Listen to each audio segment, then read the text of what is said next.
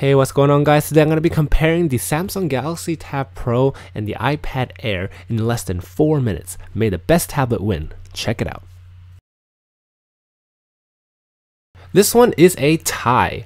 The iPad has a clean and minimalistic look, whereas the Tab Pro has a more executive and pragmatic design. So it's really up to the individual to choose which style suits them best.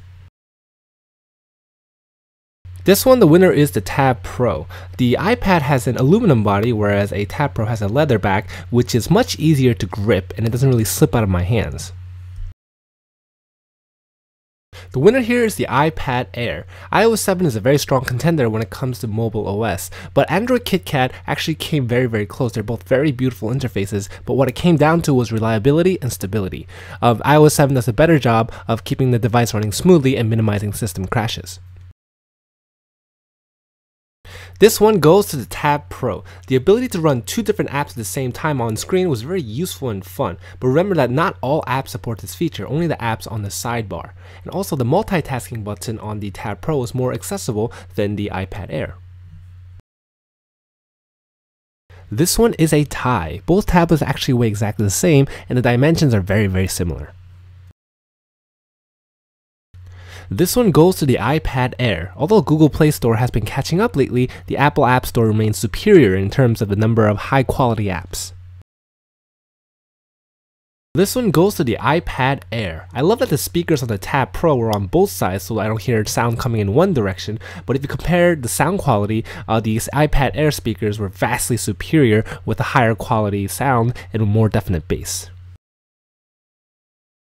This one, the winner is the Tab Pro. Both tablets shoots full HD at 1080p, but the Tab Pro shoots at 60 frames per second, whereas the Air shoots at 30 frames per second. And as you can see in this video footage, those extra FPS really helps with the video quality. And also here I'm testing the image stabilization. I found that the iPad Air had more auto adjustments, but it did create a little bit more noise. And for the front-facing camera, the Tab Pro has a little bit more impressive specs, where it shoots 1080p, whereas the iPad Air shoots only 720p. This one goes to the Tab Pro. This is just a matter of numbers. The Tab Pro simply has a higher pixel density. This is easily the Tab Pro. Both models start off with 16 gigabytes of internal storage and are priced at $500.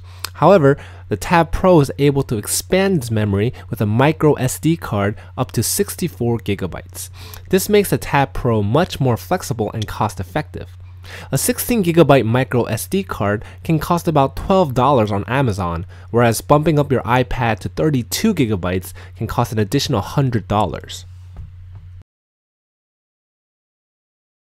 This one was a tie. Both tablets held their own to their proposed 10 hours of battery life, basically all day use. But you should note that Apple's batteries tend to have a better reputation and they hold their full charge for longer periods of time. This one goes to the iPad Air. When it comes to simplicity and ease of use, the iPad still reigns supreme.